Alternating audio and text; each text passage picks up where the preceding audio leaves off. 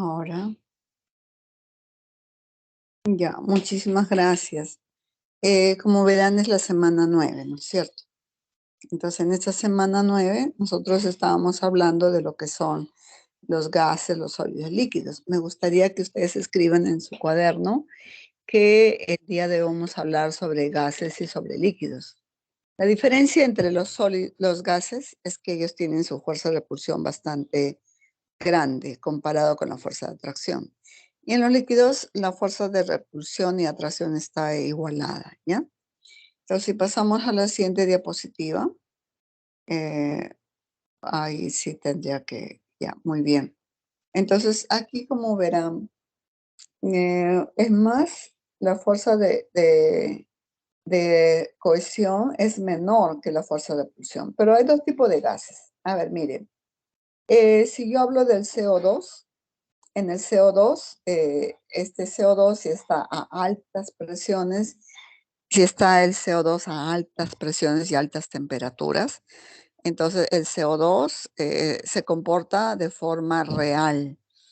Pero si el CO2 está a bajas temperaturas y si se encuentra más bien al revés, ¿no? Si el CO2, que es el anhídrido carbónico, que es un gas, se encuentra a altas temperaturas y bajas presiones, tiene un comportamiento ideal. ¿Qué quiere decir?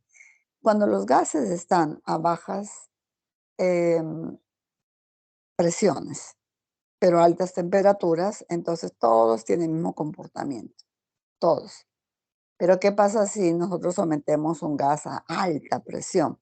Por ejemplo, si la atmósfera, ¿no? Y a baja temperatura. Entonces los gases como que se acercan más entre ellos y al acercarse más, están más interactuando de una forma más intensa. Entonces ahí recién se aprecia el volumen del propio gas. El volumen del gas ideal es el volumen del recipiente que lo contiene, pero el volumen del gas real prácticamente está basada al volumen del propio gas. Por ejemplo, el hidrógeno es una molécula pequeña y el cloro es una molécula grande. Ambos son moléculas diatómicas.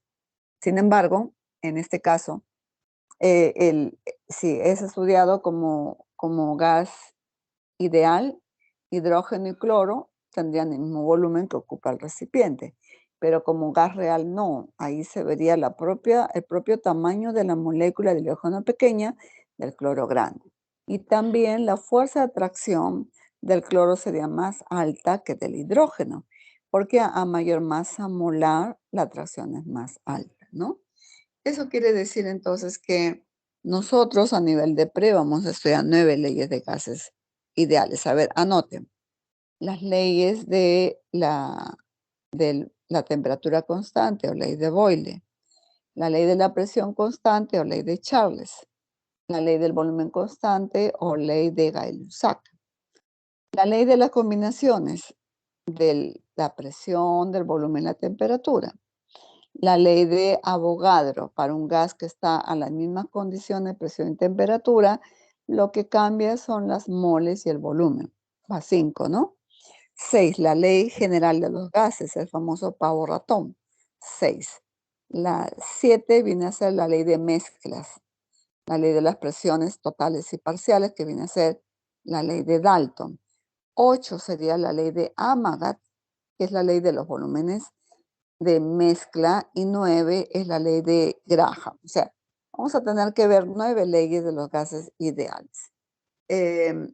Sí, podrían ayudarme, por favor, con la siguiente. Disculpa, Sergio. Ya. Entonces, hay una teoría que se llama cinético molecular. Tú te imaginas que cada uno de los puntitos que están adentro están dentro de un recipiente y cada partícula es una molécula. Por eso se llama teoría cinético-molecular, o sea, toda la composición del gas a nivel de moléculas, ¿no? Por ejemplo, el gas noble es una molécula monoatómica. Para que tú encuentres la masa molar, tienes que ir a tu tabla periódica y simplemente ver el peso atómico. Pero si tienes el gas oxígeno que no sirve para vivir, tú tienes que tomar 2 veces el peso atómico porque la fórmula del oxígeno que nos sirve para vivir es un O sub 2, oxígeno sub 2, ¿no? Y de esa manera tú, para encontrar la masa molar, tienes que saber o tienes que darte cuenta la fórmula química de esas moléculas gaseosas. La teoría cinética, ¿qué quiere decir? Que las moléculas están en constantes choques, pero no pierden energía, porque según dicen, los choques que se dan entre uno y otro son elásticos, o sea, no pierden energía. ¿Y cómo se determina la presión de un gas? Cuando estos choques de los gases van a las paredes del recipiente, si los choques son muy fuertes, entonces sería la fuerza sobre el área del recipiente, entonces la presión. La presión de un gas se define como la fuerza de choque sobre la superficie del recipiente que lo contiene respecto al área. Entonces, nosotros sabemos que la presión es fuerza sobre área, ¿no? Eso sería entonces para la teoría cinético molecular. La siguiente vista, por favor, eh, Sergio. Y ahí tienes que los choques son elásticos, no se pierde energía y cuando se choca contra las paredes se está generando la presión. Recuerda que la presión es fuerza sobre área, ¿ok? Es lo que te explicaba. La siguiente vista, por favor. Em, Ahí tú tienes que, hay 4 variables para indicar el comportamiento de un gas. ¿Cuáles son? La presión que se mide en atmósfera, en milímetros de mercurio y en pascal. El volumen que se puede medir en litros, en metros cúbicos, en mililitros. La temperatura que se mide en grados centígrados, Fahrenheit o Kelvin. Y la cantidad de sustancia que es la masa, pero que tú la puedes medir en moles. Recuerda que las moles es igual a una masa cualquiera entre la masa molar, ¿no? Entonces esos temas ya lo hemos visto.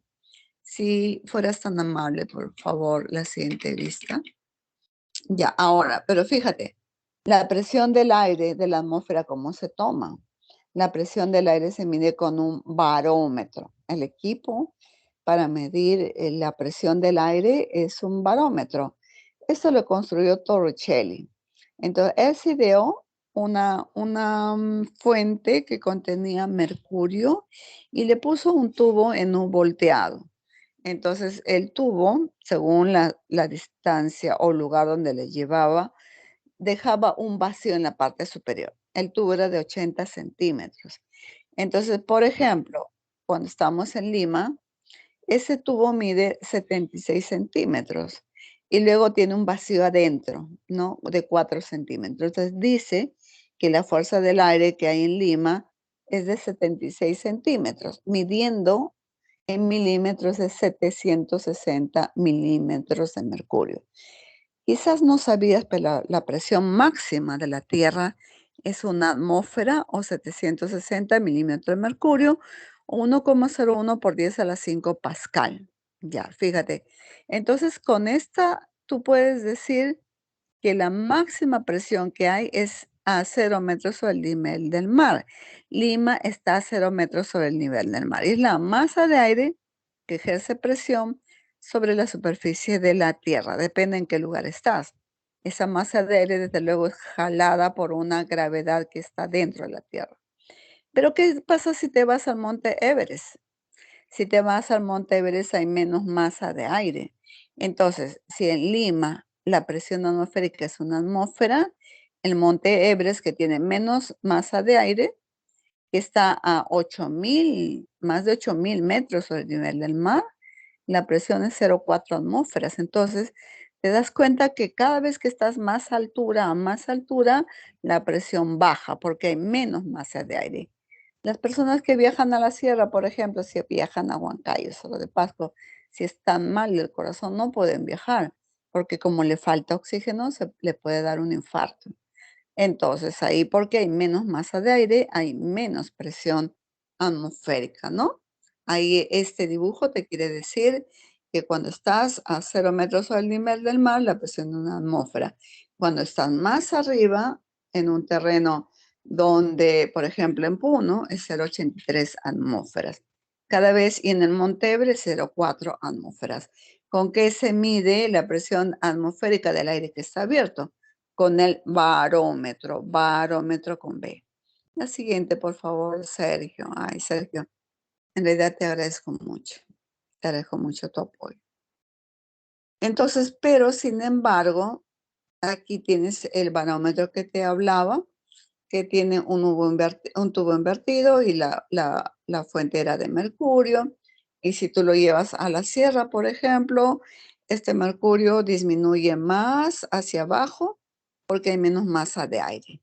Y si vas a 0 metros sobre el nivel del mar, donde la masa de aire es mayor, entonces ahí es la altura, te está indicando aquí 76 centímetros, 760 milímetros de mercurio, una atmósfera, que es 1,03 por 10 a la 5 Pascal. Ya te había contado.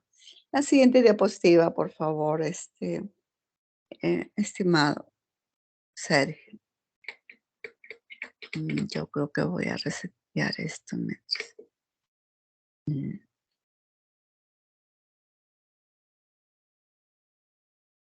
Ahora, ¿cómo mides el aire dentro de un equipo? Para medir el aire dentro de un equipo se llama manómetro con M, manómetro.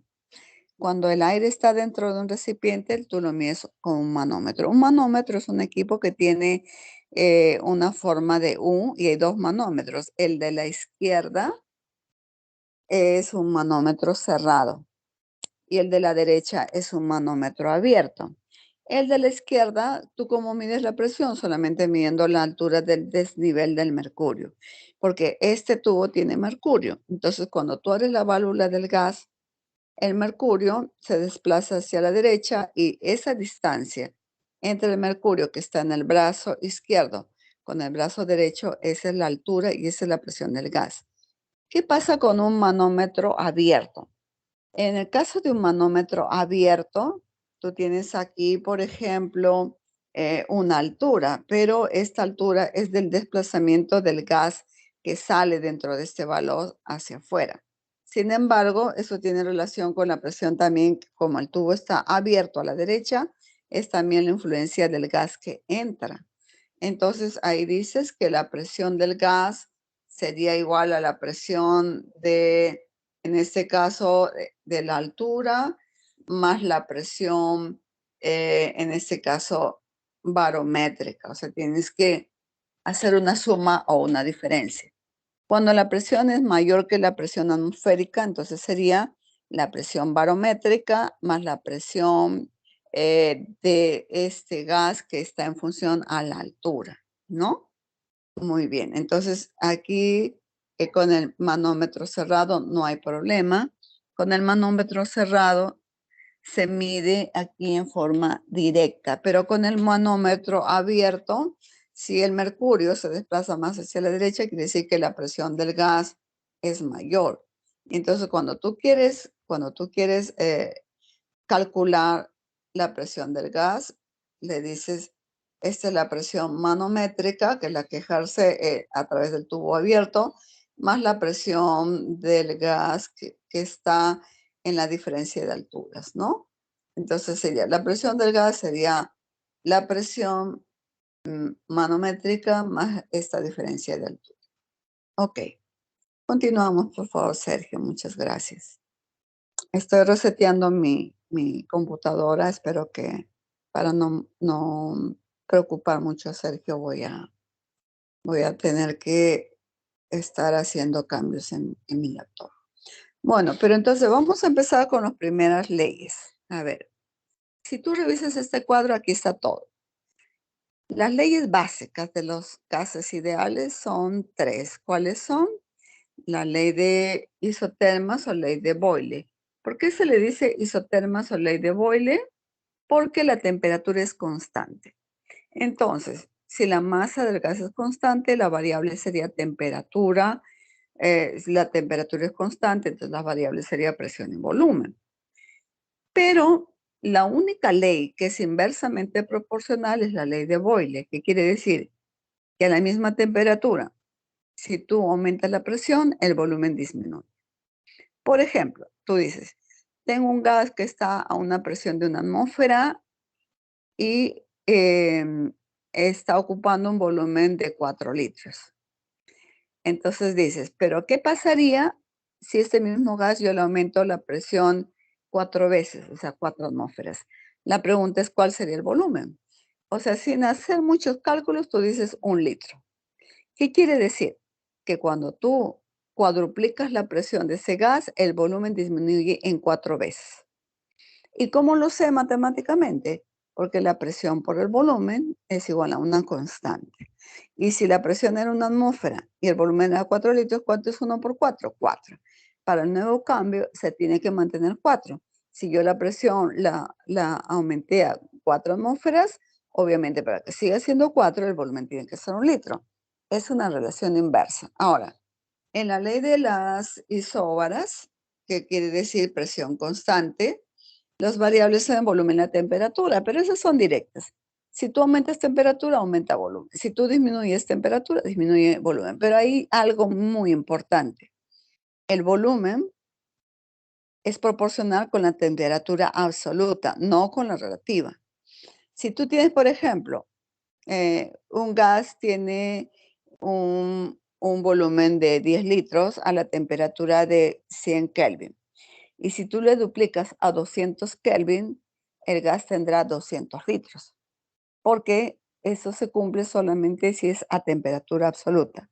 Si es a temperatura de grados centígrados, no se va a cumplir.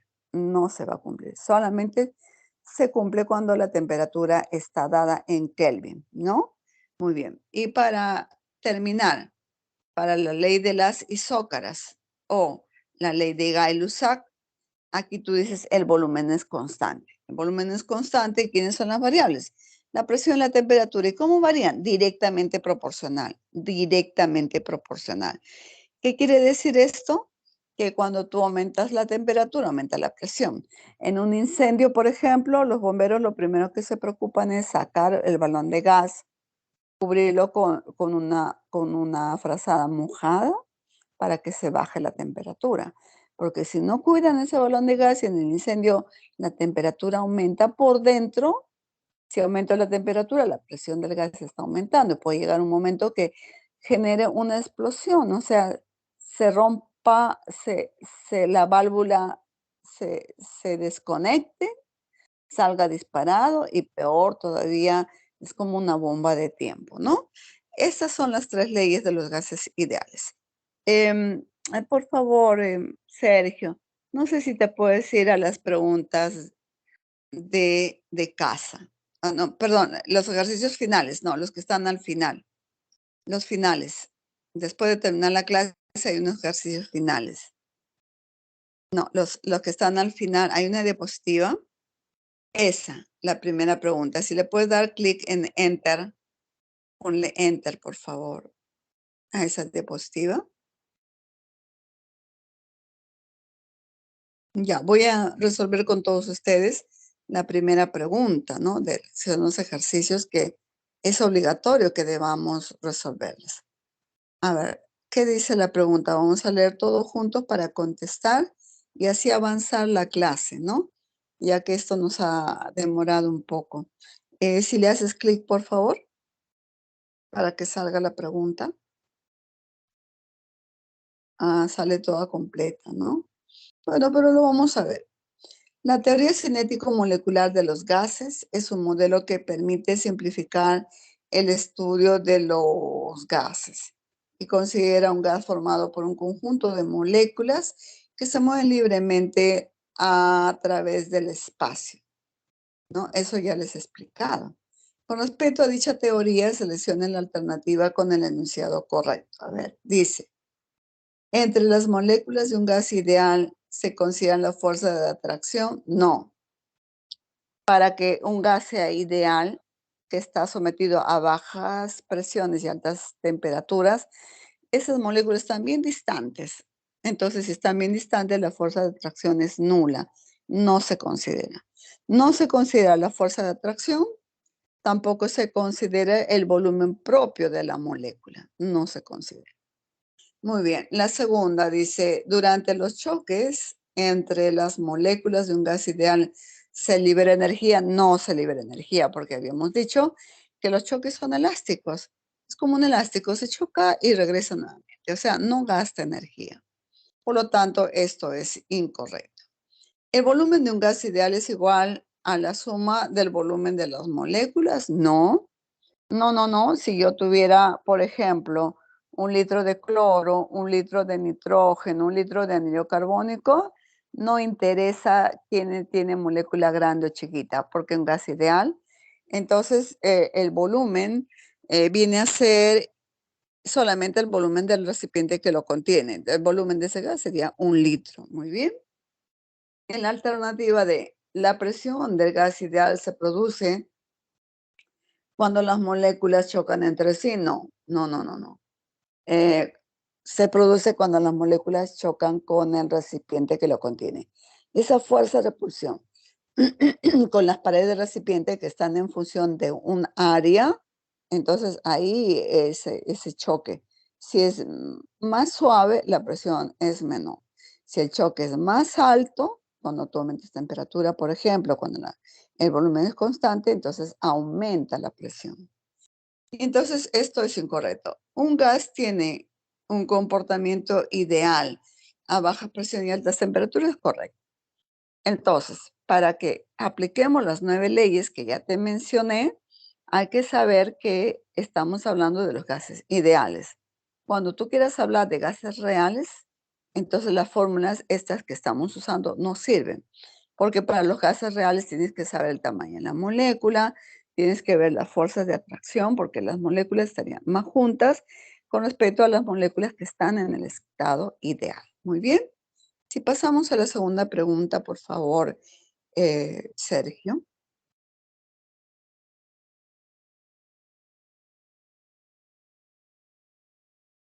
Estoy reseteando mi máquina, espero que con este reseteo se pueda ya trabajar. Ya, fíjate, ¿qué dice? Es para calcular. A ver, te comento, en un señor, pues, quiere medir la presión atmosférica en Puno, ¿no? Pero primero mide la presión del gas en Arequipa. Entonces, si la presión del gas que está en el recipiente es la misma, o sea, si tiene el mismo volumen, si tiene la misma temperatura, entonces la presión de ese gas es la misma. Pero este señor lo que ha hecho es medir esa altura del manómetro. Dice que en la figura, ¿no? Cuando va a Arequipa, esta diferencia de desniveles de los dos brazos del derecho y del izquierdo, porque este es un manómetro abierto, es de 12 centímetros. Pero cuando realiza el experimento en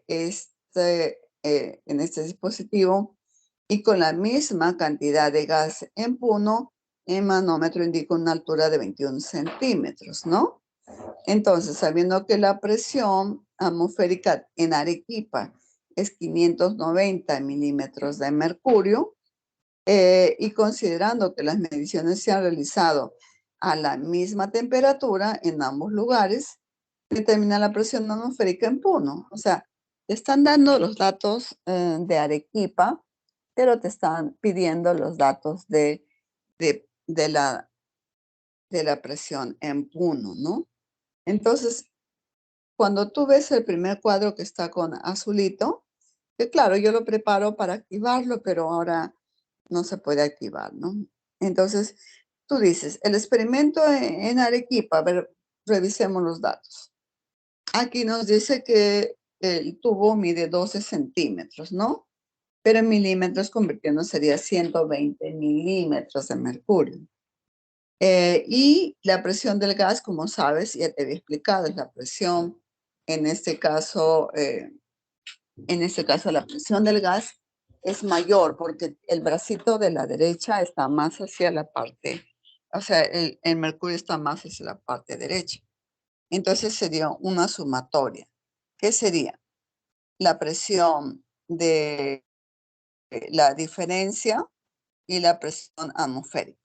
Nos dice que en Arequipa la presión es 590 milímetros de mercurio. Entonces reemplazamos. La presión de ese gas sería 590, que es la presión de Arequipa, más la diferencia de mayor. ¿Cuánto más es? La diferencia de 2 es 120. Entonces la presión del gas, de ese gas en Arequipa es 710 milímetros de mercurio. Pero en Puno, el señor usó el mismo gas, que tenía el mismo volumen, que tenía la misma temperatura. Entonces, en el cuadro de abajo tú ves que la diferencia en Puno te indicó pues una diferencia de 21 milímetros, ¿no? 21 centímetros, 21 centímetros hay un lapsus, pero ¿qué quiere decir 21, 210 milímetros? 21 centímetros, que es esta diferencia de altura, en milímetros, 210 milímetros de mercurio. Como te dije, el gas tiene el mismo volumen, la misma temperatura, entonces la presión del gas lo conocemos. Me está pidiendo la presión de Puno. Entonces nuevamente decimos, la presión del gas es 710, igual a la presión de Arequipa. La presión esta manométrica de Puno no lo sabemos, pero esta diferencia que hubo entre el gas y la presión atmosférica de Puno es 210 grados, 210 milímetros de mercurio. Entonces tú dirías que la presión, en este caso manométrica, sería la presión del gas menos la presión del desnivel. Entonces, en Puno, la presión sería 590 milímetros de mercurio, ¿no? Ahí está. Sería, pues, en este caso, 500 milímetros de mercurio. Pero tú sabes que aquí, quiero que te observes un detalle. Arequipa está a menos altura, pero Puno está a más altura. Por eso que la presión en Arequipa es 590 milímetros de mercurio. Pero la presión en Puno es 500 milímetros de mercurio. ¿Y por qué Puno tiene menos presión atmosférica que Arequipa? Porque Puno está a más altura. Pero el problema te dice, aquí te dice, determina la presión atmosférica en Puno en atmósfera. Sabemos que una atmósfera, en el cuadrito rojo, una atmósfera es 760 milímetros de mercurio. 500 milímetros de mercurio, ¿cuánto sería? 0. Y aquí te saldría en la clave, en este caso C, ¿no? Entonces aquí sería la presión, aquí se cambió el número, no sé por qué, pero la presión sería 0.56 atmósferas, ¿no? Entonces la respuesta sería la C, ¿ves? O sea, el manómetro nos sirvió, por un lado, para saber la presión del gas que estaba dentro del recipiente. Este experimento se hizo en Arequipa, pero cuando se llevó a Puno el mismo gas que tenía la misma presión del gas, lo que se hizo fue calcular la presión atmosférica, por un lado. Una cosa es la presión que está dentro del manómetro y otra cosa es la presión abierta del aire que está ya sea en Arequipa o ya sea en Puno, ¿no?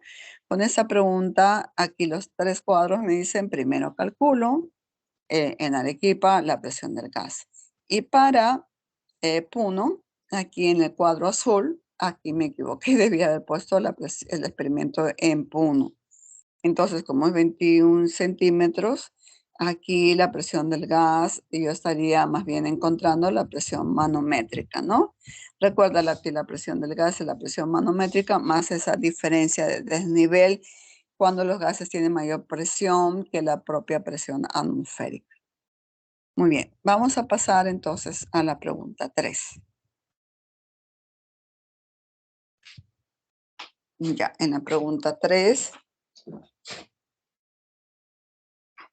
vamos a ver aquí. Es un problema muy sencillo. Mira, el gas hidrógeno, ¿no?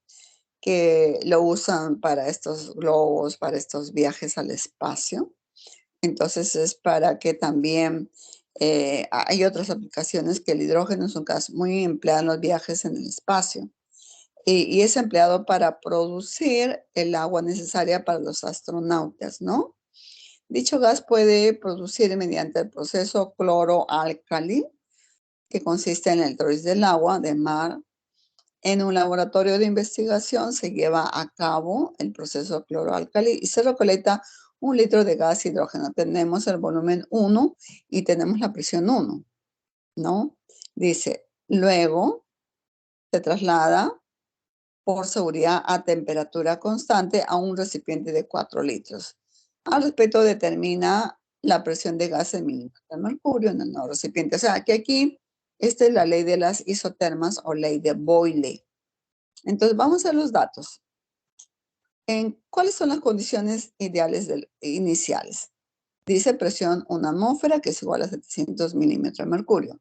Dice que el volumen que se recolectó del hidrógeno fue de 1 litro. Pero después, para mayor seguridad, lo van a trasladar a un recipiente de 4 litros. Pero si lo trasladan a un recipiente de 4 litros, la presión baja. Si yo digo 1 por 1, 1, ¿no es cierto? Si yo multiplico 1 atmósfera por 1 litro, sería 1. Si yo multiplico 760 por 1, sería 760. Pero aquí la multiplicación de presión 2 por volumen 2 me tiene que dar el mismo valor, 760.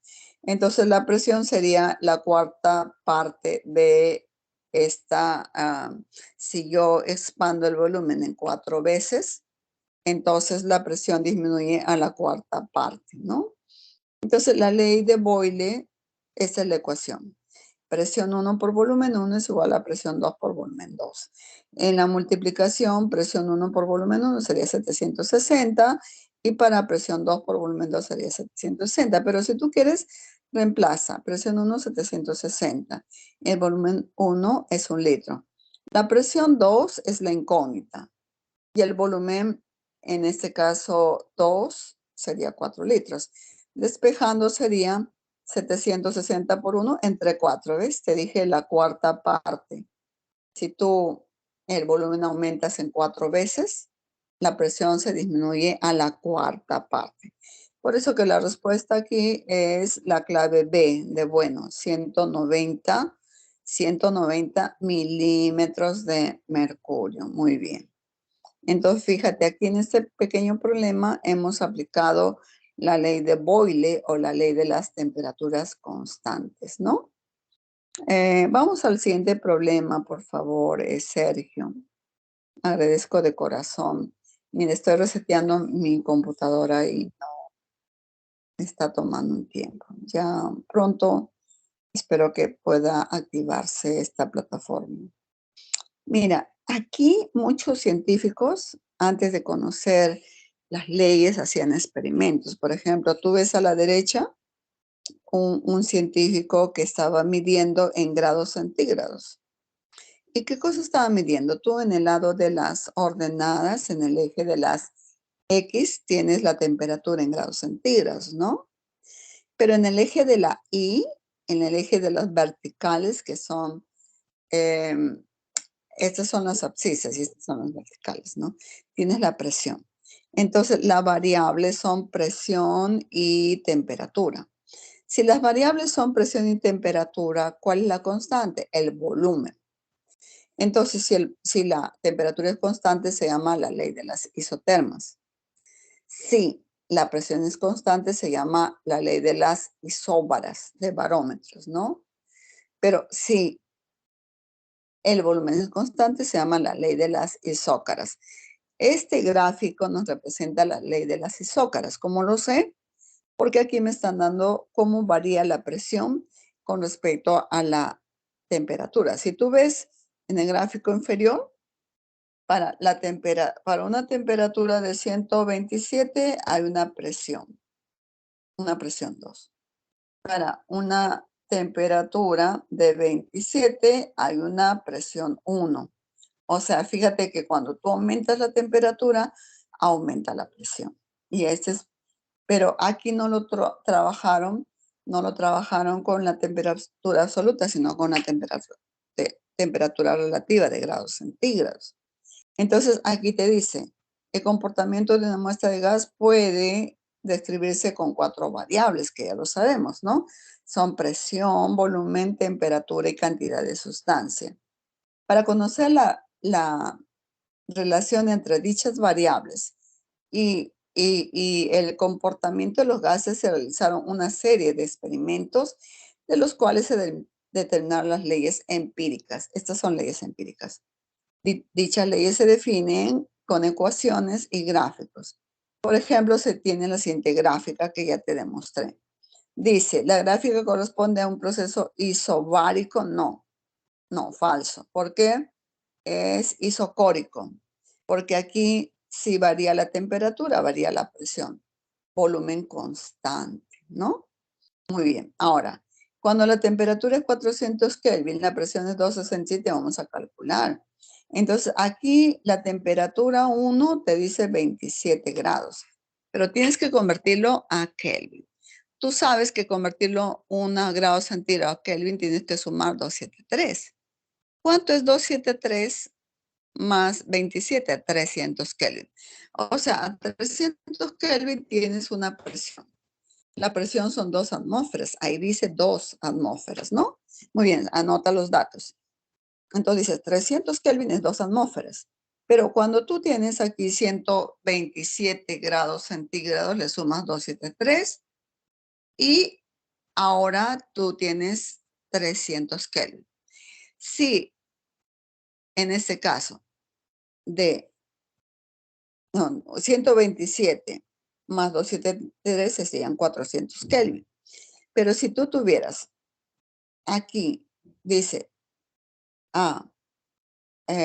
200 Kelvin son 2 atmósferas, a 400 Kelvin sería 4 atmósferas, porque cuando tú duplicas la presión en Kelvin sería el doble, ¿no? Entonces sería 4 atmósferas, pero aquí no es el doble. 127 convertido en, en Kelvin sería 400 Kelvin. Entonces vamos a calcular. La ley aquí que que te permite calcular, la ley que te permite calcular aquí,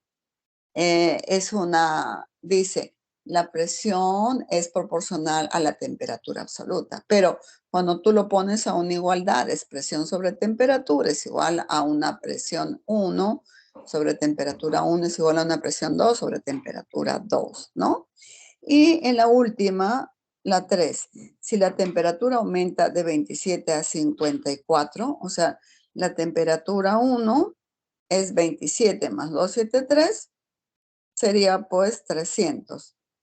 Y 54 es una nueva temperatura.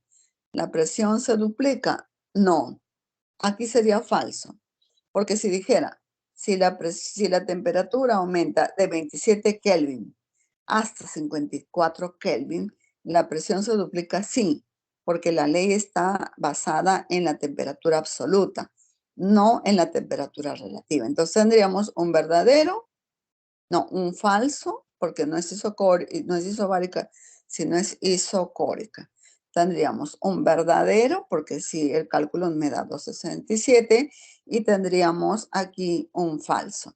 En la siguiente diapositiva, ustedes pueden ver muy bien aquí lo correspondiente a la solución. Fíjate aquí, para el primero, la gráfica representa un proceso isocórico debido a que el volumen es constante, porque aquí las variables serían presión y temperatura. Cuando la temperatura es de 400, o sea, has convertido 27, que está en el primer cuadrito de la izquierda, 27 es 300 Kelvin y 127 400 Kelvin. La fórmula es presión 1, temperatura 1, presión 2, temperatura 2. Entonces, eh, coloca los datos. Presión 1, 2 atmósferas, temperatura 1, aquí tienes la 300 Kelvin. Presión 2 no lo sabes, temperatura 2, 400 Kelvin. Multiplicas 400 por 2 entre 300, te sale 267 y es correcto. Y lo último, no es correcto, porque si tú lo conviertes, la temperatura 1, que está en el segundo cuadro de la izquierda, es 27, 300 Kelvin. Y la temperatura 2, cuando tú sumas 54 más 273, es 327 Kelvin y lo reemplazas en la fórmula.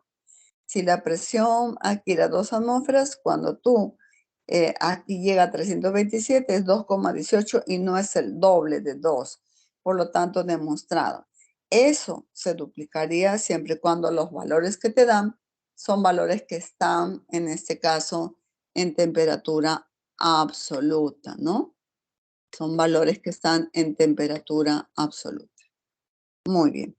Entonces, por eso ya te dije la respuesta. La respuesta es la C. Mm, falso, verdadero, falso. Muy bien. Ahora, entonces, la siguiente diapositiva, por favor, estimado Sergio. Creo que ya estoy, espero que esto ya se actualice. Ya. ¿Qué pasa cuando te dan este problema? Por ejemplo, aquí te dicen el freón. Ahí está la fórmula del freón, el gas que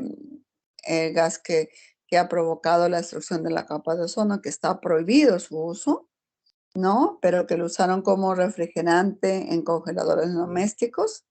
Entonces, en una planta se necesita gas freón 2, hay diversos tipos de freones, para utilizarlo en un ciclo de refrigeración. Para ello se cuenta con una cierta cantidad de dicho gas en un recipiente de 40 litros a 7 grados centígrados. Tú ves aquí en el cuadrito de abajo, te dice la presión es una atmósfera, el volumen 40 litros. La temperatura te dice 7 grados centígrados, inmediatamente lo tienes que sumar 273, que es las sumas, y te sale 293 Kelvin, ¿no? Dice que se introduce en un compresor donde la presión aumenta hasta 5 atmósferas, o sea, tiene nueva presión, y el volumen disminuye hasta 4 litros. Al respecto, determinar la temperatura final del gas que será utilizado en el ciclo de esta refrigeración. Entonces, si tú ves el cuadrito de abajo, dice, cuando tú aumentas la presión 5 atmósferas, el volumen disminuye a 4 litros y te está preguntando por la temperatura en la nueva condición. Como son tres variables, la presión cambia, el volumen cambia, la temperatura cambia. Aquí usas la ecuación que está con rojo, presión 1, volumen 1, temperatura 1, es igual a presión 2, volumen 2, temperaturas. Tienes todos los datos. Presión 1 en atmósfera, volumen 1, 40 litros, temperatura 2, 280 Kelvin. Eso sí tienes que poner todo, para todos los problemas, convertido a Kelvin. Este es igual, la presión 2, 5 atmósferas, el volumen 2, 4 litros, la temperatura es lo que tienes que resolver. Entonces, temperatura 2 lo pasas al otro miembro de la izquierda, lo que haces es multiplicas 280 por 5 por 4 y divides entre 40. Como 4 entre 40 tiene décima, simplemente multiplicas 5 por 28 y te sale 140 Kelvin. Pero tú sabes cuál es la fórmula para convertirlo en centígrados. Grados centígrados viene a ser entonces si yo quiero convertir grados centígrados en Kelvin, ¿cómo sería? Sería centígrados más 273, ¿no? Centígrados más 273. Pero si yo quiero convertirlo en Kelvin, sería los Kelvin menos 273. Entonces, si tú restas 140 menos 273, te sale menos 170, menos 133. O sea que aquí la temperatura 2 se ha usado la fórmula de grados centígrados. Grados centígrados es igual a, a los Kelvin menos 273. Y si los Kelvin nos salió 140, yo le resto 273, entonces aquí te sale menos 133, que es en la clave C. Bien, ahora, entonces voy a tratar de ver, creo que ya se está activando aquí esta pestañita y espero que podamos activar ahora. Todavía está un poquito. Ujú, ya. Entonces, nos vamos a la teoría, Sergio, un gran favor. Sí, nos vamos a la teoría esta a las diapositivas de la teoría. Ahí está. Muy bien, gracias.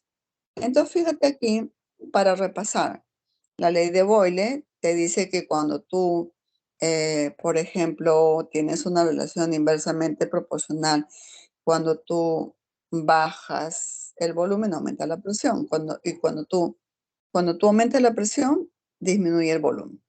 Esa es la ley de Isotherm. Ahí tiene la ecuación: presión 1, volumen 1 es igual a presión 2, volumen 2, igual a presión 2, presión 3, volumen 3 es la fórmula de la ley de Boyle o la ley de los isotermas. La siguiente diapositiva, por favor. Esa es la ley de Boyle, ¿no? Vamos con la ley en este caso, la ley de la ley de Charles. También está el volumen 1, temperatura 1, es volumen 2, temperatura 2. Y esto quiere decir que cuando la presión es constante. Y finalizamos con la ley que está ahí en la parte, la siguiente, que es la ley de este es de los isocóricos, que ya acabamos de hacer un problema. Presión 1, temperatura 1, presión 2, temperatura 2.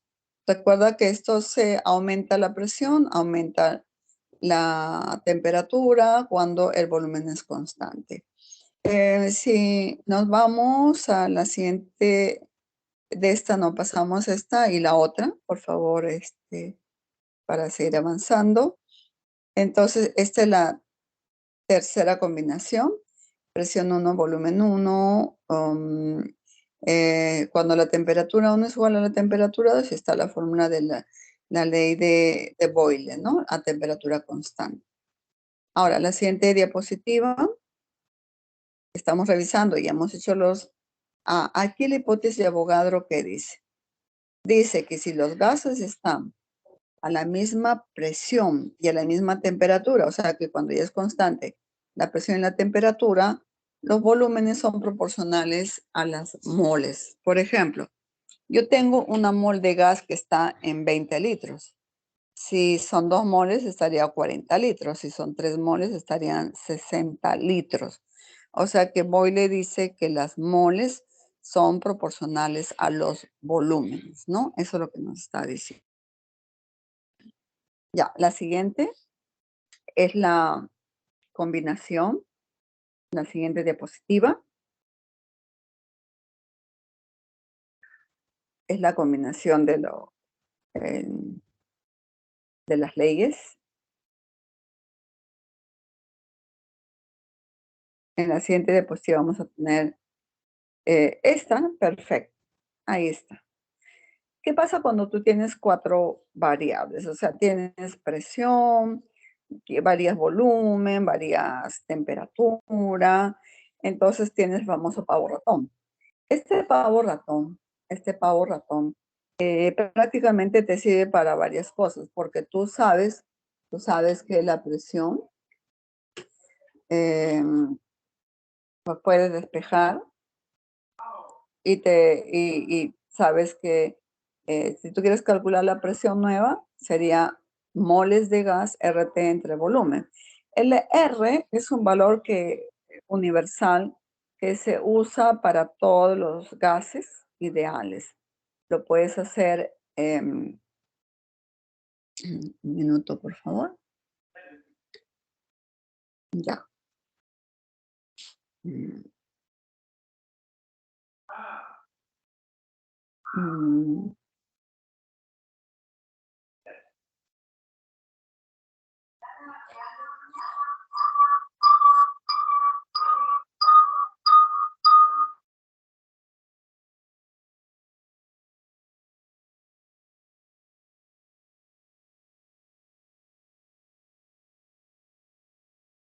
¿Me están escuchando, chicos? Sí, profesora, sí se la escucha. Ya, gracias. Miren, ya pude entrar, ya estoy en plataforma. Muchas gracias, Sergio. Disculpa las molestias. Yo mismo voy a compartir las diapositivas, ya. Gracias. Ya, gracias por todas las molestias, ya. Un fuerte abrazo para ti, discúlpame. Ya, ahora sí creo. Ya, a ver, chicos.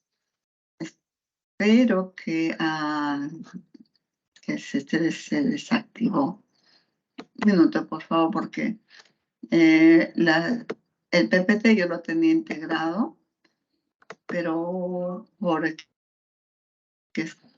estaba, ya, a ver, ya lo tengo, ya. Hemos avanzado bastante y con este sistema. Solamente estoy abriendo el PPT, pero ya me salí de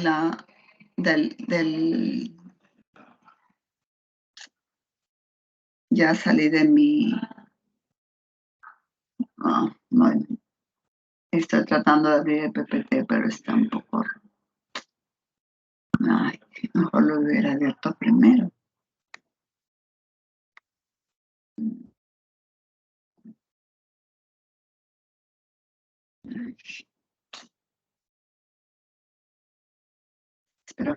Espero que se abra un minuto, pero sí me están escuchando, ¿no es cierto? Ya. Entonces, solamente estoy abriendo el PPT porque por estar ingresando varias veces el PPT se retiró de mi plataforma, pero ya está abriendo. Entonces, nos vamos a ir directamente a esta famosa ecuación Power-Raton y vamos a ver que se puede usar con ecuaciones, se puede usar con reacciones químicas también. Es muy interesante esta parte. Entonces, voy a compartir ahora sí la pantalla. Comparto la pantalla y ustedes me dicen, por favor, si están viendo ya la pantalla. ¿Están viéndole ya la pantalla, chicos? Sí, profesora, ya se ve. Ya, muy amable. Entonces, ya, ahora sí me voy a concentrar en las diapositivas y voy a pasar rápidamente la texto, ¿no? Tenemos aquí la primera, ya la hemos revisado.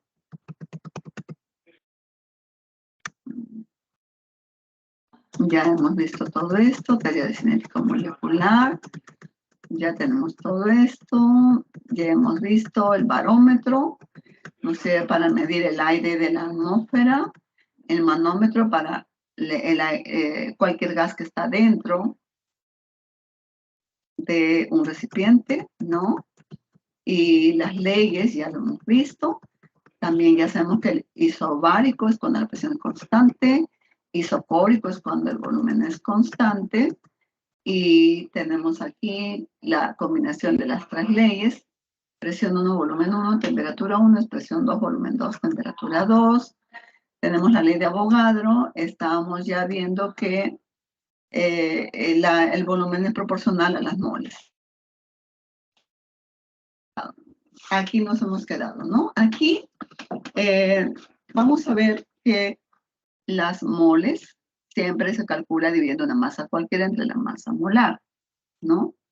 Y entonces se puede combinar aquí. A ver, la presión por volumen en lugar de moles sería masa entre masa molar RT. Entonces tú puedes calcular la masa del gas o puedes calcular la masa molar del gas, despejando, ¿no?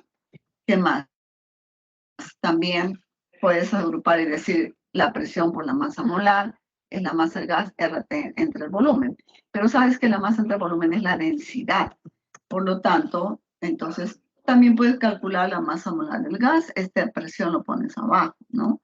Otra cosa importante que puedes calcular aquí, si colocas la masa molar por la presión, es la masa entre el volumen, como ya te había dicho, la masa entre el volumen, sería la densidad. Entonces puedes calcular la densidad del gas también, ¿no?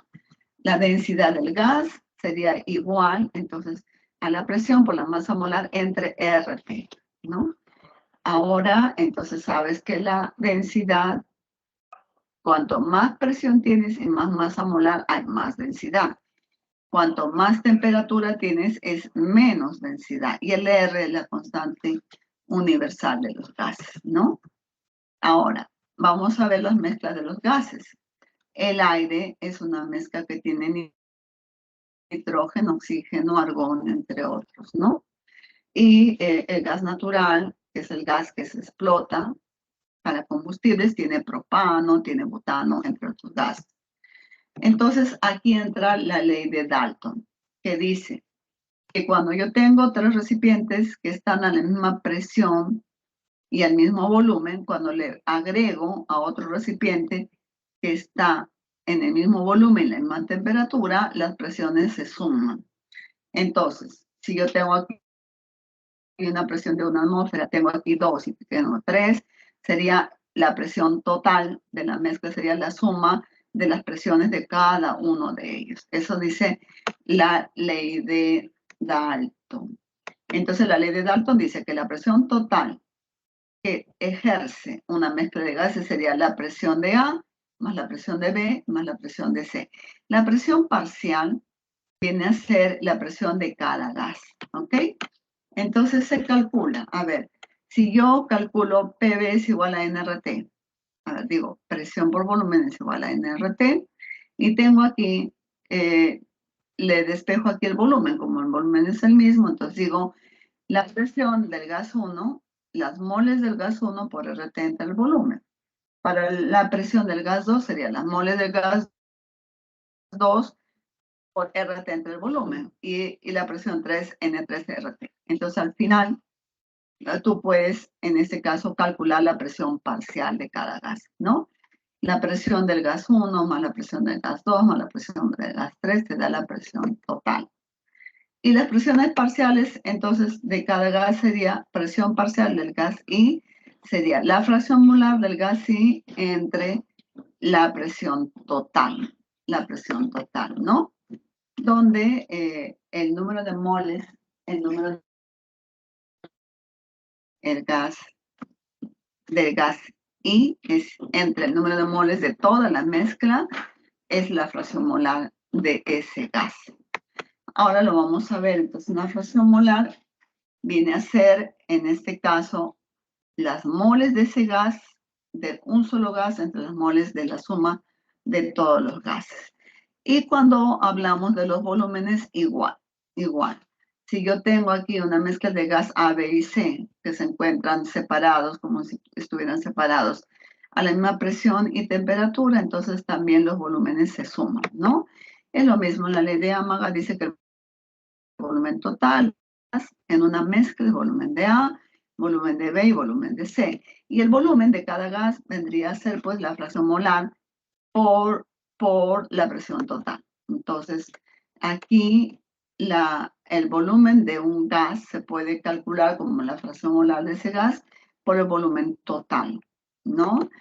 Y aquí sabemos que las moles de ese gas entre las moles totales vendrían a llamarse fracción molar, fracción en moles.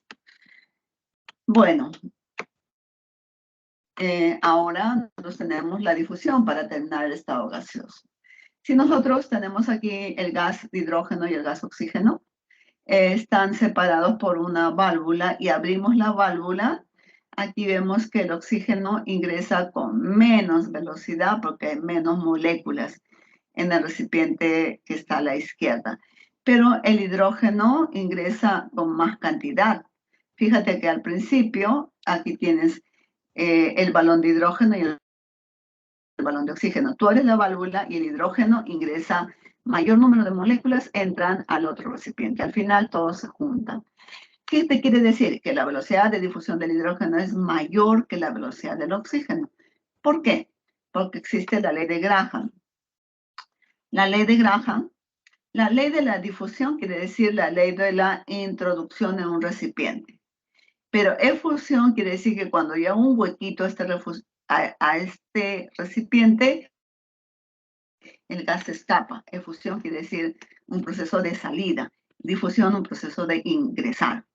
Pero cada gas lo hace, la velocidad con la que un gas se difunde o efunde depende de la masa molar del gas. Los gases que tienen masas molares ligeras, ellos se difunden más rápido. Y los gases que tienen masas molares más grandes se difunden más lentamente. El hidrógeno, la masa molar del hidrógeno es 2, mientras que la masa molar del del oxígeno es 3. Si el peso atómico del oxígeno es 16, aquí yo tengo 2 moles de átomo, serían 32 gramos por una mol, mientras si el peso atómico del hidrógeno es 1, entonces yo tengo 2 gramos, o sea, la masa molar del hidrógeno es mucho más ligero y por eso su velocidad de difusión es más alta. La masa molar del oxígeno es 32, entonces su velocidad de difusión es más lenta, ¿no? Ahí vemos. Entonces, la ley dice que si yo tengo el gas A y el gas B, entonces sería la raíz cuadrada de la masa molar de B entre la masa molar de A. También se puede establecer como la densidad del gas B con respecto a la densidad del gas A. La velocidad de difusión o difusión de dos sistemas gaseosos varían en forma inversamente proporcional a la raíz cuadrada de sus correspondientes masas moleculares o densidades. Si en un examen te preguntan, te dan, por ejemplo, 5 gases y te dicen qué gas tiene menor velocidad de difusión, te fijas en la masa molar. El que tiene más masa molar tiene menos velocidad de difusión. O si te preguntan qué gas tiene mayor velocidad de difusión o difusión, te fijas en el gas que tiene menos masa molar, es más ligerito. Ese es el que tiene mayor velocidad de difusión. Ahora nos vamos a ir a la pregunta. Yo aquí en este sistema no puedo ir directamente a las preguntas, ¿no? Pero entonces me voy a ir para terminar la clase, me voy a ir a los líquidos. Ya. Vamos a terminar la clase con los líquidos. Los líquidos, aquí ya te dije que tienen propiedades que dependen de las dos fuerzas, son equitativas, pero está basado en las fuerzas intermoleculares, porque según esa teoría los líquidos también como que están formados por moléculas. Pero tú sabes que las fuerzas de London son para todas las moléculas sean polares o apolares. Fuerzas de London solamente existen en moléculas apolares, pero otro tipo de fuerzas de moléculas apolares no, solamente London. Dipolo-dipolo solo en las polares y puente hidrógeno en las polares que tienen en su molécula hidrógeno, oxígeno o nitrógeno, que son los átomos más electronegativos por el cual tienen mayor fuerza de atracción, ¿no es cierto? Muy bien, entonces vemos aquí que las propiedades dependen de las fuerzas. Y también dependen de la temperatura. Aquí, por ejemplo, el agua, esta molécula del agua tiene ¿cuántos puentes de hidrógeno? 1. Este hidrógeno que tiene la carga, o sea, la polaridad positiva se une con el oxígeno que tiene la polaridad negativa. Es un dipolo-dipolo fuerte.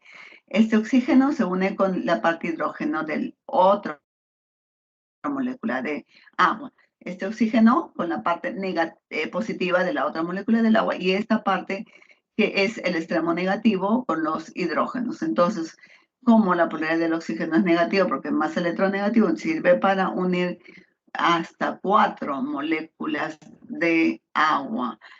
2 que están ligadas a los hidrógenos, ¿no? Y por aquí el hidrógeno se combina, hidrógeno, y hay 4 puentes. Por eso que el agua tiene un alto punto de ebullición comparado a otros líquidos que tienen bajo punto de ebullición. La tensión superficial viene a ser la propiedad por la cual los líquidos extienden su área superficial. Por ejemplo, te digo, a ver, tú tienes un papel y le pones 5 gotitas de agua.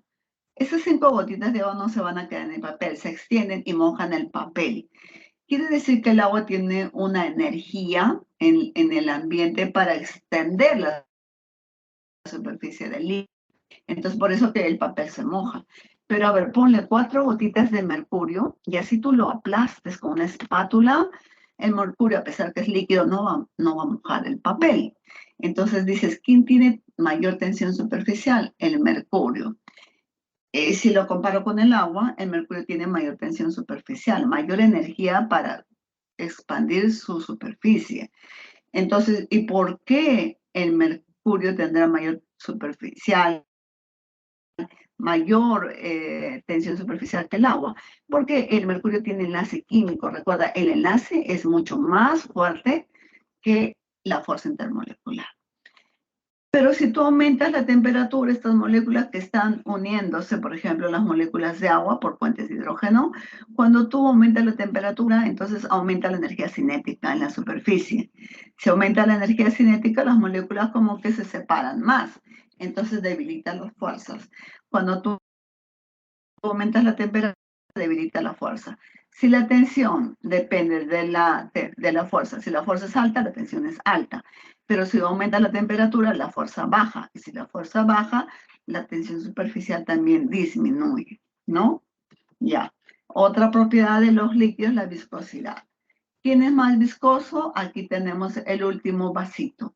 Porque las fuerzas intermoleculares del último, la sustancia que está en el quinto recipiente, es más intensa, entonces sus moléculas no quieren deslizarse. Entonces decimos, líquidos que tienen altas fuerzas intermoleculares tendrán mayor viscosidad.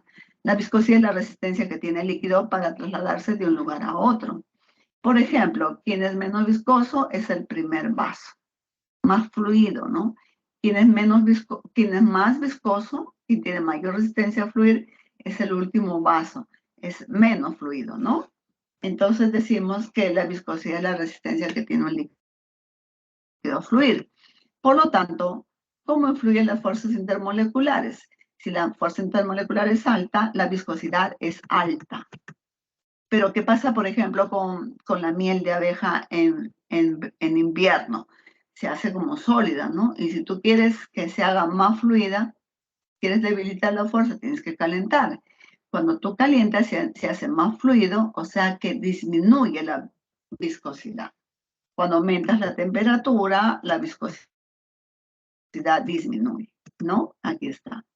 Y vamos a tener la presión de vapor. Si tú te fijas en este diagrama, aquí, muy bien, estás viendo cómo el líquido se evapora. Hay una velocidad de evaporación. Pero llega un punto que estas moléculas que están en la fase vapor regresan y hay una velocidad de condensación. Entonces, cuando se iguala la velocidad de evaporación con la velocidad de retorno, que es la condensación, entonces aquí se fija con un manómetro la presión de esta masa que ejerce presión, de esta masa gaseosa que ejerce presión sobre la superficie del líquido. Entonces la presión de vapor es un equilibrio y se mide también con un manómetro, ¿no? Por lo tanto, nosotros vamos a decir aquí, fíjate, si las moléculas fueran de agua, a 25 grados habría pocas moléculas, porque las moléculas de agua son muy fuertes la atracción. Entonces la presión de vapor sería menor. Pero si es de un éter o de una molécula apolar, donde la fuerza de atracción es débil, habría muchas moléculas porque todas se van a querer ir porque su fuerza de atracción es débil. Entonces, para líquidos que tengan bajas fuerzas de atracción, hay mayor número de moléculas ya desligadas en la fase de vapor. Y si hay mayor número de moléculas en la fase de vapor, la presión de vapor aquí básicamente es mayor. En conclusión, ¿cómo influye las fuerzas intermoleculares? Si aumentan, la presión de vapor disminuye, ¿no? ¿Por qué? Porque si aquí las fuerzas de los líquidos son altas, va a haber pocas moléculas en la fase gaseosa que ejercen presión sobre esos líquidos. Si hay pocas moléculas, habrá menos presión de vapor. Pero si las fuerzas de estos son débiles, entonces muchas moléculas escapan y muchas moléculas que están en la fase de vapor, entonces aquí habría mayor presión de vapor. Entonces aquí es al revés, ¿no? Pero si aumentas la temperatura de este líquido, más se debilita la fuerza, entonces más moléculas se van a la fase de vapor y aumenta la presión de vapor.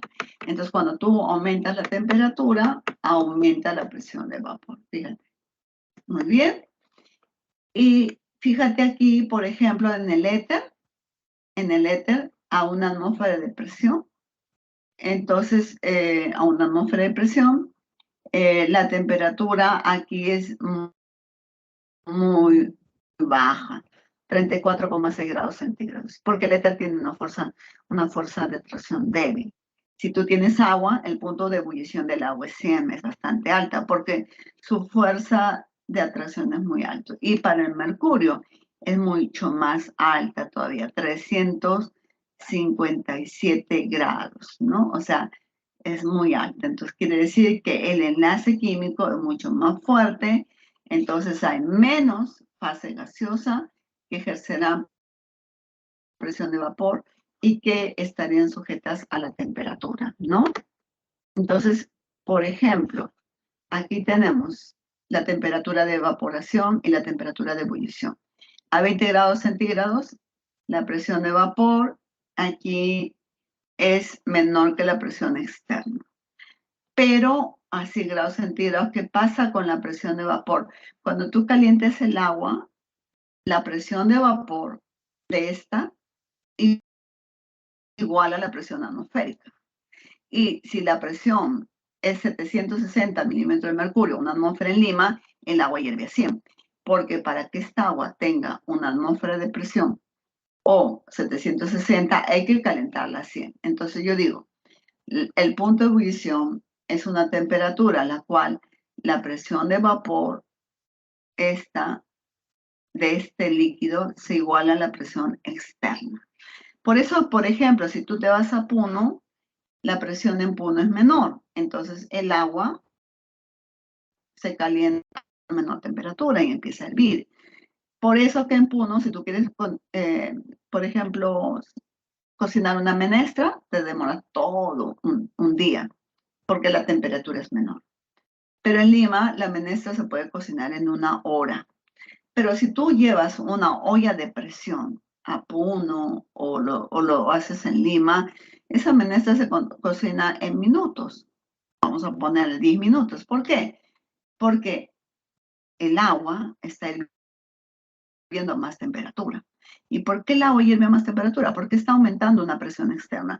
El diseño de esa olla de presión hace que adentro, lo que está dentro de la olla de presión es como un reactor, tiene mayor presión.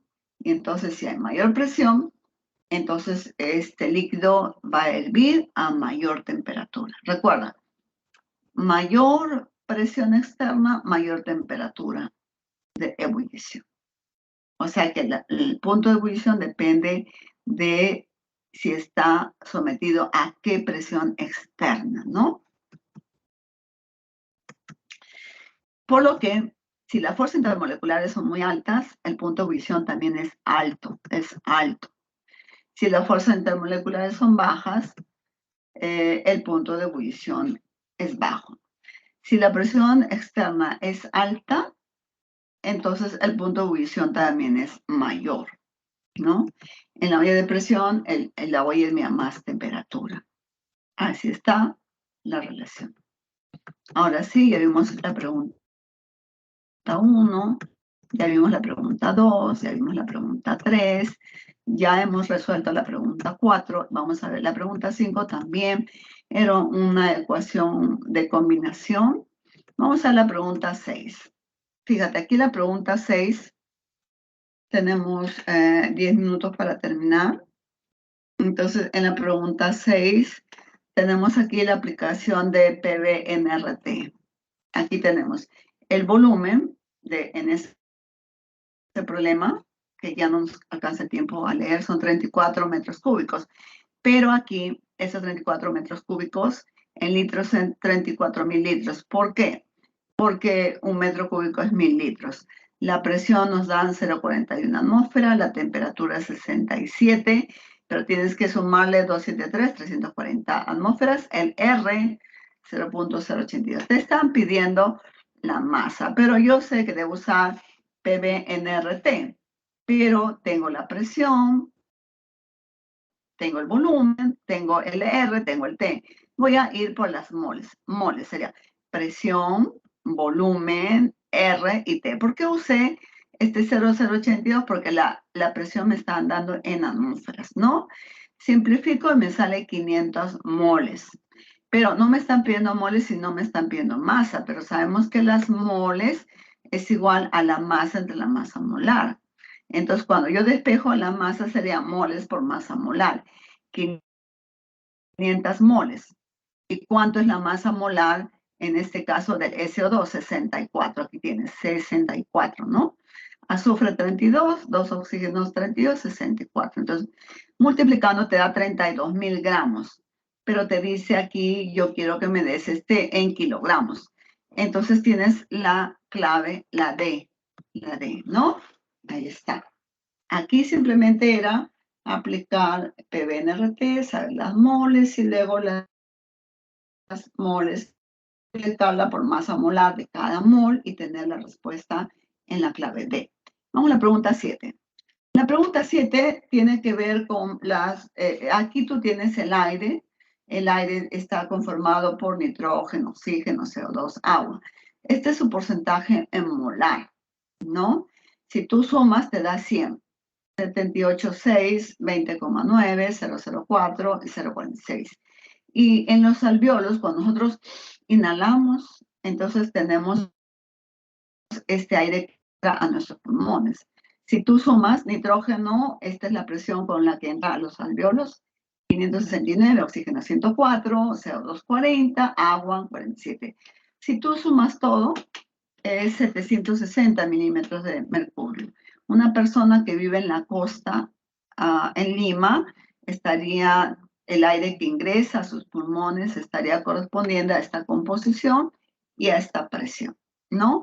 Entonces nos dan aquí los datos y nos piden la presión parcial de nitrógeno en el aire atmosférico. Como esta es una mezcla de gases, entonces nosotros decimos, bueno, la presión parcial es igual a la fracción molar por total, pero la presión total, ya les dije, una atmósfera 760 a nivel del mar.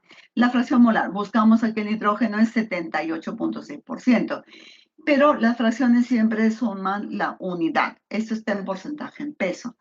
Si yo lo divido entre 100, sería la fracción molar 0,786. Entonces, ¿qué es lo único que nos faltaría para calcular la presión parcial del nitrógeno? La fracción molar será 0,786. Como me pide milímetro de mercurio por la presión total que estamos en Lima, 760, entonces sería la respuesta 597, perfecto, correcto. Esto sería correcto, ¿no? Tú multiplicas 0,786, que es la fracción molar, por la presión total, 597, eso está bien. El porcentaje molar de dióxido de carbono en los alvéolos 5,26. Aquí el CO2 está con 40 en los alvéolos, 40. Pero ¿cuánto está la presión total? Es 760. Entonces, ¿cuánto es 40 entre 760 por 100? 5,26, ¿no? Entonces, este es fácil de calcular. Decimos aquí, la presión total, si tú sumas 569, 104, 40, 47, te da 760. Pero tú quieres calcular aquí la fracción molar. La presión parcial de un gas es la fracción molar por la presión total. Tú tienes aquí la presión del CO2, que es 40. Te está pidiendo la fracción molar, pero tienes la presión total, 760. Entonces despejas fracción molar del CO2, sería 40 entre 760%, te sale 5,20, lo que ya te había dicho. En 6 litros de aire alveolar, o sea, cuando tú inhalas, tu cuerpo tiene 37 grados centígrados y están conteniendo esta cantidad que tú inhalas, medio litro de aire, a 37 grados, estarán contenidos esta cantidad de oxígeno. Entonces, es una simple PBNRT. Las moles sería la presión, es 104. 104 parece el oxígeno, fíjate, en la tabla, 104 es el oxígeno. 104, el volumen del oxígeno que te está pidiendo de oxígeno por 0,5 litros. Pero aquí, como está en milímetro de mercurio, el R que usas es otro, no es 0,082, sino 62,4. La temperatura del cuerpo es 37, pero tienes que sumar 273. Encuentras este número de moles, pero ya te dije que las moles se hayan dividiendo la masa entre la masa molar, pero la masa se multiplica ese número de moles por la masa molar del oxígeno, que es 32, porque el oxígeno es una molécula diatómica, 16 más 16, 32. Entonces te sale 0.086 gramos, que equivale a 86 miligramos. Por cada medio litro de aire que inhalas, estás inhalando 86 miligramos de oxígeno. Entonces solamente sería correcto 1 y 2, por eso la clave está en la A. Es un ejercicio muy bonito para calcular. Vamos a ver la pregunta 8. En la pregunta 8, esta es una estequiometría. Primero vamos a ver aquí. Tienes aquí, este es un ácido araquidónico que dice, ellos tienen el lagarto, el murciélago, bien interesante, ¿no? Ellos tienen acumulado en su cuerpo y esto les sirve para generar energía durante la hibernación, o sea, cuando ellos no salen a comer por el frío. En la reacción dice, por cada mol que tiene en su cuerpo este animal, consume 27 moles de agua. Una mol de este ácido es 304. 304 requiere 27. Pero aquí el problema te dice, si este animal tuviera 3,04 kilogramos de ácido, de este ácido araquidónico, entonces 10 veces más sería 270 moles, ¿no? Calculando sería 3040 por 27 entre 304 requiere 270 moles de oxígeno. Ahora, pero el aire tiene 21% de oxígeno, 78% de nitrógeno. Estos 270 es del oxígeno, por lo tanto es el 21%, pero el animal no puede respirar solamente oxígeno, sino a su cuerpo entra todo el aire. Si el aire es el 100%, entonces las moles totales de aire serían 1285.7 moles de aire. Si 271 equivale al 21% de oxígeno, para el aire totalmente se necesita este número de moles. Ahora sí, entonces en el aire está una atmósfera de presión, dice está a 27 grados centígrados, que son 300 Kelvin. Ya conozco el número total del aire, entonces trabajo con PV/NRT y decimos, pues volumen total despejando sería moles por el R, por la temperatura entre la presión de la atmósfera, te sale 3.16 por 10 a la 4 litros. Pero aquí te están pidiendo metro cúbico. Sabes que un metro cúbico es 1000 litros, entonces sería 3,16 por 10 a la 1 metro cúbico. Por lo tanto, aquí la clave estaría en la respuesta D. Porque si bien es cierto, aquí te sale en litros, un litro es 10 a la 3, no, un metro cúbico 10 a la 3, 10, un metro cúbico 10 a la 3 litros. Por lo tanto, convirtiendo, te sale la clave, la D. ¿Ok? Es una simple conversión. Aquí abajo dice, no sé por qué salió esto. Ya. Vamos con la pregunta 9. En la pregunta 9 es la ecuación esta de la presión parcial. A ver, esta es la ley de Amagat. Tenemos el óxido de nitrógeno, te dan la masa, tienes la masa molar, tienes el volumen. Para el oxígeno, tienes la masa molar y el volumen. ¿Por qué? Porque aquí, para la ley, primero calculas el dato de las moles del óxido de nitrógeno. En el problema te dan 8.800 gramos, que es 8,8 kilogramos, lo conviertes a gramos.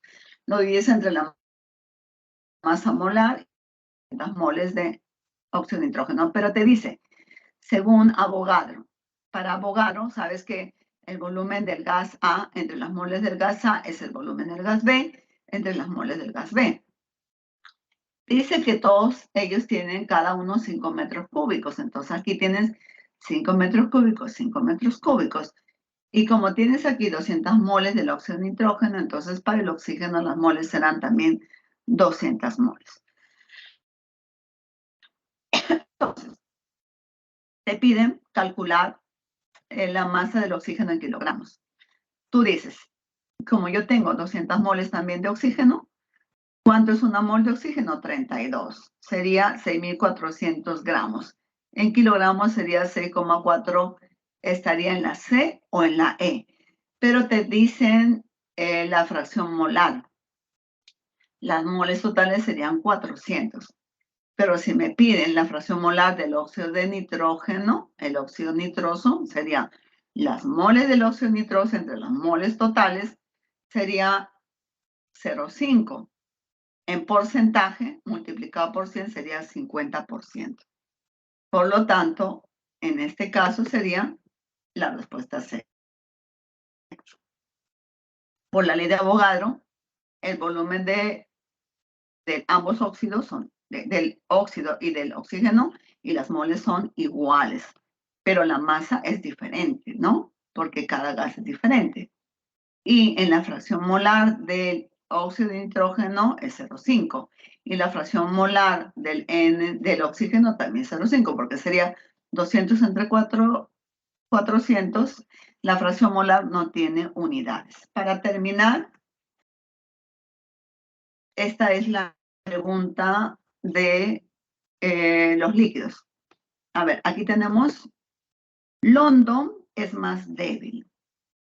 Más fuerte es dipolo-dipolo y mucho más fuerte el puente hidrógeno. Se ha buscado 3 sustancias líquidas que tengan aproximadamente la misma masa molar. Pero fíjate, la presión de vapor, ¿de quién es mayor? Del hexano. ¿Por qué? Porque este es apolar. Y luego, ¿de quién es mucho menor? Del alcohol. ¿Por qué? Porque sus fuerzas son tan altas que sus moléculas van pocas moléculas y ejercen menos presión. Y el 1-propóxil-propano es dipolo-dipolo, por eso su presión es intermedia, ¿no? Pero nos están pidiendo la siguiente pregunta. A ver, ya tenemos esto para basarnos. El hexan 1-ol presenta menor viscosidad que el hexano. Esto es incorrecto, porque el que presenta entonces mayor viscosidad, en este caso, sería el que tiene mayor fuerza de atracción. Y el que tiene mayor fuerza de atracción es el alcohol. Entonces, este alcohol tiene mayor, en este caso, el alcohol tiene mayor viscosidad que los otros dos. Recuerda, la viscosidad y la tensión superficial depende de la fuerza. Digo que líquidos que tienen altas fuerzas intermoleculares tienen altos valores de tensión y de viscosidad. Y la presión de vapor es al revés, ¿no? La temperatura de ebullición del hexano es mayor que el... No. La temperatura de quién es mayor, del que tiene puente hidrógeno. Entonces, esto es incorrecto. La temperatura de ebullición del hexano es 69. Y el 1-propoxipropano es 89. Y probablemente de este alcohol es mucho mayor que 89. El 1-propoxipropano es un líquido con menor volatilidad. No, será con mayor volatilidad porque sus moléculas son débiles y ellas fácilmente se separan, ¿no? Es incorrecto. La tensión superficial del hexano es mayor que del hexan 1-ol. No, falso. ¿Quién tiene mayor fuerza intermolecular? Este alcohol. Por lo tanto, el alcohol tiene mayor tensión superficial, mayor viscosidad, pero menor presión de vapor. Pero tiene mayor punto de ebullición. Entonces, aquí esto es incorrecto. Y el que tiene mayor tensión superficial es el hexan 1-ol. Entonces, más bien el hexano es el que tiene menor. La presión de vapor del hexan 1-ol a 50 es mayor que a 0,75. Aquí te estaba dando una pregunta anterior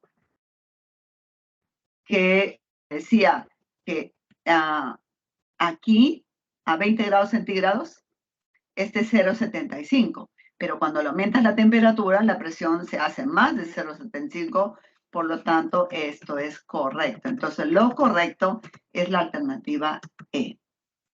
Ok, chicos, disculpen.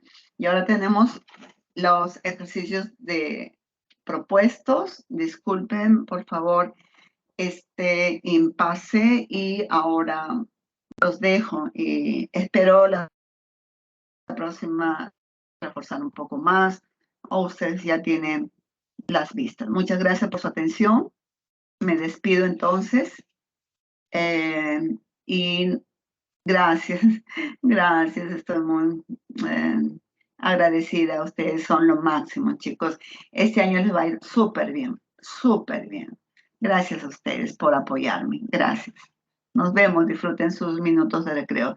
Muchas gracias y un aplauso para nuestro querido tutor que también nos apoyó, ¿ya? Muchas gracias.